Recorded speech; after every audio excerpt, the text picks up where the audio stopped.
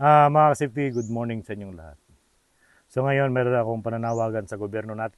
May tanong ko lang, bakit yung ibang senior citizen, nationwide na natin, nationwide, okay.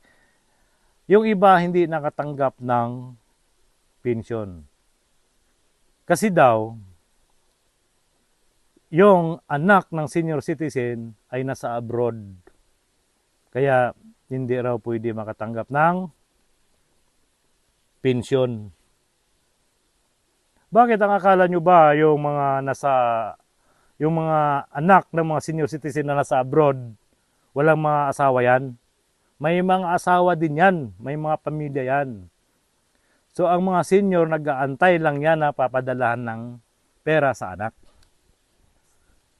So paano na ngayon? Pag halimbawa, i-general na natin na binata or may asawa, nagtatrabaho sa abroad, nagsarado yung kumpanya, umuwi ng Pilipinas, nag-stay dito sa Pilipinas na 1 taon. So paano na yung suporta sa magulang nila? Kaya kailangan yung mga pensyon ng senior citizen magiging fair. Huwag yun gamitin natin yung mga palakasan system. Porque kamag-anak or ano-ano pa, ililista na. Kailangan magiging pantay-pantay tayo. Yan ang nanawagan ako sa gobyerno natin na yan ang dapat alisin. Kaya gaya ng sinabi ko, yung buhay abroad, hindi yan masarap. Ano din yan? Bilad sa araw. Naranasan ko rin mag-abroad. Dati akong OFW.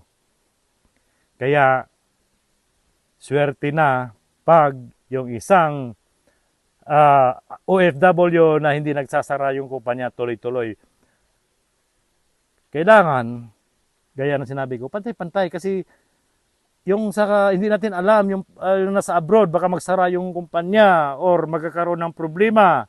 So paano na yung suporta ng mga magulang nila, yung mga senior citizen.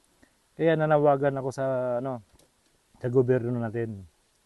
Kailangan pantay-pantay kasi mga senior yan. Okay, mga senior citizen kasi matatanda na yan eh. Kailangan ng maintenance. Kaya ito, nanawagan ulit ako sa gobyerno natin na tanggalin yung palakasan system, kamag-anak system.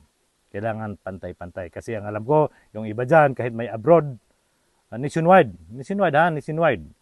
Alam ko, yung iba dyan, kahit may abroad, yung anak nila na nasa abroad, nakatanggap din ng pensyon. Kaya, kailangan, pantay-pantay lahat. Alam ko, malaking budget yan. So, yun lang po. Maraming salamat sa inyo lahat.